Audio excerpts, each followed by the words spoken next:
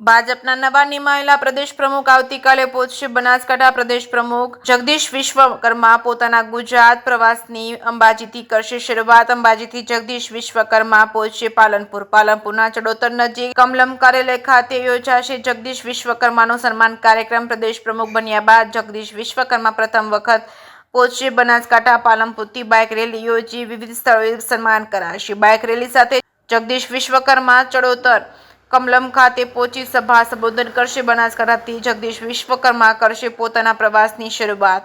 જે કે સિંગુ સાથે ભરત ઠક્કર, ડીસા.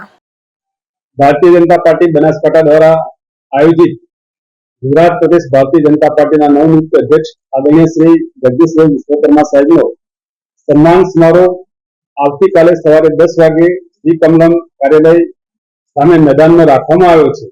આ કાર્યક્રમમાં વધારવા માટે સૌ બનાસકાંઠાવાસીઓને, સૌ ભારતીય જનતા પાર્ટીના આગેવાનશ્રીઓને, કાર્યકર્તા મિત્રોને, શુભેચ્છકો, સમર્થકો, જાહેર જનતાને આપના માધ્યમથી હાર્દિક નિમંત્રણ પાઠવું છું.